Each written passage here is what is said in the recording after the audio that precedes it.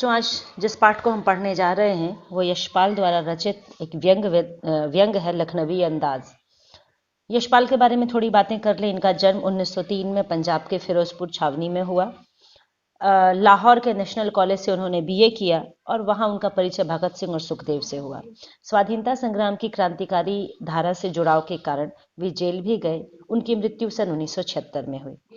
यशपाल की रचनाओं में आम आदमी के सरोकारों की उपस्थिति है। ये यथार्थवादी शैली के विशिष्ट रचनाकार हैं। सामाजिक विषमता, राजनीतिक पाखंड और रूढ़ियों के खिलाफ इनकी रचनाएं मुखर हैं। इनके कहानी संग्रहों में ज्ञान दान, तर्क का तूफान, पिंजरे की उड़ान, वादुलिया, फूलों का कुर्ता उल्लेखनीय है।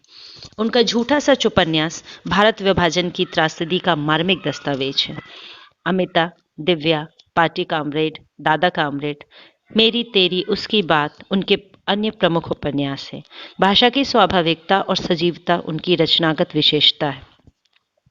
जिस पाठ के बारे में बच्चों हम आज बात कर रहे हैं, ये लखनऊ के नवाबों के मिथ्या दंभ और बनावटी जीवन शैली के बारे में है। किस तरह उनका जीवन आडंबरपूर्ण है, किस तरह उनका जीवन दिखावे से ओतप्रोत है और आज के समय में भी ऐसी परजीवी संस्कृति को देखा जा सकता है, ऐसा लेखक का मानना है। वे कहते हैं कि बिना कथ्य के कहानी नहीं लिखी जा सकती, परंतु एक स्वतंत्र रचना के रूप में इस रचना को पढ़ा जा सकता है।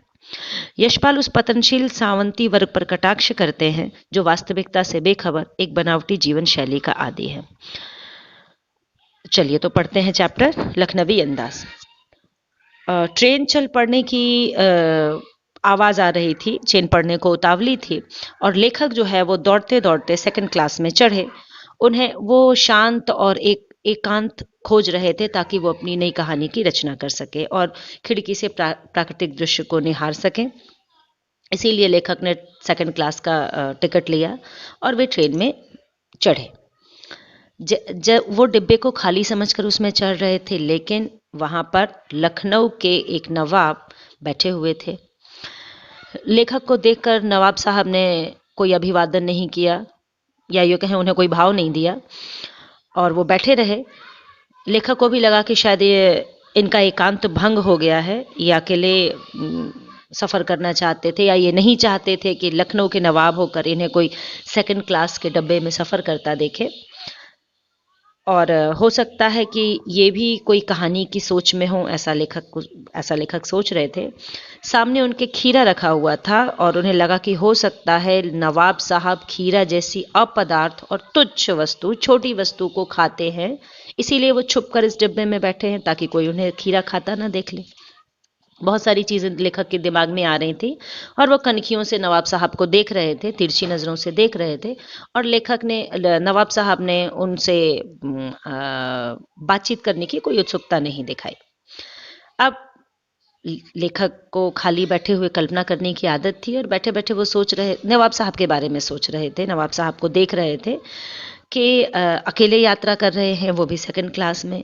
तो हो सकता है कि उन्हें ऐसा लगता हो कि कोई उन्हें सफ़र करता हुआ इस मझले क्लास में, इस सेकंड क्लास के डब्बे में ना देखे, इसीलिए अकेले सफ़र कर रहे हों। ऐसी तमाम बातें उनके दिमाग में नवाब साहब को देखकर आ रही थी। अचानक नवाब साहब ने उन्हें संबोधित किया और कहा, आदावर्स जनाब, खीरे का शौक फरमाएंगे। नवाब साहब का इस तरह से भाव परिवर्तन लेखक को अच्छा नहीं लगा। उन्होंने कहा शुक्रिया, किबला शौक फरमाए, मतलब आप खाइए, मैं नहीं खाऊंगा। एक सामान्य सी औपचारिक बातचीत दोनों के बीच हुई। नवाब साहब फिर खिड़की के बाहर देखने लगे और अब उन्होंने खीरा के बारे में सोचा और दृढ़ निश्चय करके अपने खीरे को उन्होंने पानी से धोया, खिड़की के बाहर तौलिए से पोंछा, फिर उसके दोनों सिरों को काटा, उसमें से झाग निकाला, उसको छीला और बहुत एहतियात से जो उसकी उन्होंने फांके बनाई थी, जो स्लाइस बनाए थे, उसको काट काट के उन्होंने सजाना शुरू कर दिया। सजाते सजाते सजाकर फिर उन्होंने उसके ऊपर लखनऊ में एक स्पेशल नमक, मिर्ची और जीरा पिसी हुई, ये सारी चीज़ें एक पुड़िये में देता है खीरे वाला, वही उन्होंने उसमें डाला अब वो देखने में बहुत ही अच्छा लग रहा था। लेखक भी अपनी तिरछी निगाहों से उस खीरे के बनने के पूरे प्रोसेस को देख रहे थे कि किस तरह से नवाब साहब उसमें लिप्त होकर वो काम कर रहे हैं। उनकी प्रत्येक भाव भंगिमा और जबड़ों के स्फुरण से स्पष्ट था कि उस प्रक्रिया में उनका मुख खीरे के रसास्वादन की कल्पना से प्लावित हो रहा है, मतलब उनके मुंह में पानी आ रहा है। अब लेखक ने उन्हें देख के सोचा कि मियाँ बनते तो बड़े रईस हैं, लेकिन अब देखिए खीरे जैसी छोटी सी वस्तु को, अपदार्थ वस्तु को खाने के लिए यहाँ बैठे हैं। नवाब साहब ने फिर एक बार लेखक की ओर देखा और कहा, वल्लाह शौक कीजिए, लखनऊ का बालम खीरा है। अब नमक मिर्च छिड़क दिए जाने से खीरा जो है वो और अच्छा लग रहा था। उसकी पनियाती फांके देखकर लेखक के मुंह में पानी आ गया, लेकिन एक बार मना कर चुके थे। अपने आत्मसम्मान को बचाते हुए उन्होंने फिर से कहा, शुक्रिया, इस वक्त तलब महसूस नहीं हो रही, मैदा भी जरा कमजोर है, पेट का सिस्टम ठीक नहीं है, आप खाइए। नवाब साहब ने सतृष्ण यानी कि लालच के साथ, तृष्णा के साथ आंखों से उन्होंने अपने खीरे को देखा।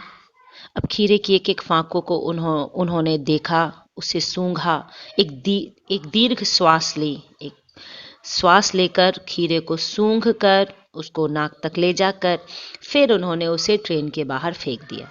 ऐसा वो सभी खीरे की फांकों के साथ करते चले गए। उन्होंने खीरे को सूंघा, एक दीर्घ श्वास ली, आनंद से उनकी आंखें मुन गई, काल्पनिक रूप से उन्होंने खीरे को खाया और सबको खिड़की से बाहर फेंकते चले गए।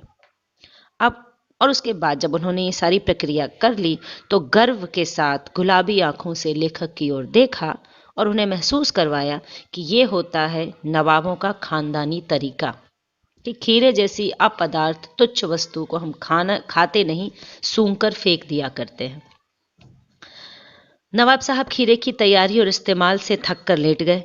हमें तस्लीम में सर खम कर लेना पड़ा। लेखक सोचते हैं कि मैंने तो उन सिर झुकाया, उन्हें हेड्स ऑफ किया कि वाह, इस खानदानी तहजीब, नफासत और नज़ाकत का ये तरीका सचमुच लाजवाब था।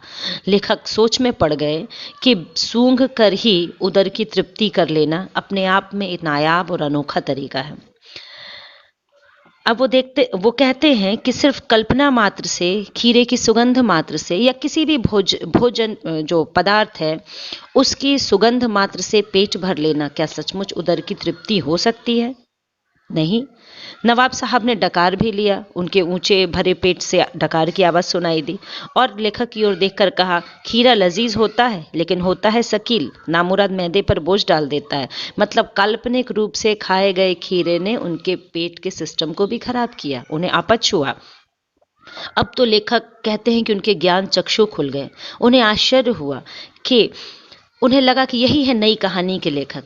अब यहाँ पर लेखक ने नई कहानी के रचनाकारों पर कटाक्ष किया है, व्यंग किया है और उनका कहना है कि नई कहानी के लेखक जो बिना कथ्य के कहानी लिखने का दावा करते हैं बिल्कुल ऐसे ही हैं जैसे नवाब साहब ने सिर्फ सूंघकर अपने उदर की तृप्ति का दावा किया है।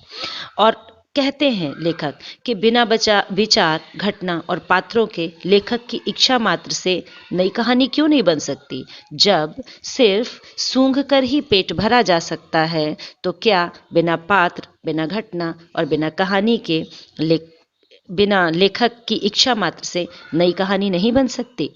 तो बच्चों, आप लोगों ने ये व्यंग सुना।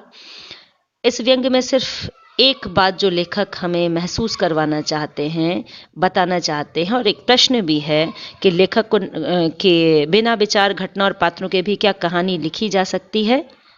तो यशपाल के इस विचार से आप कहाँ तक सहमत हैं? तो बच्चों, क्या ऐसा संभव है? ऐसा संभव नहीं है।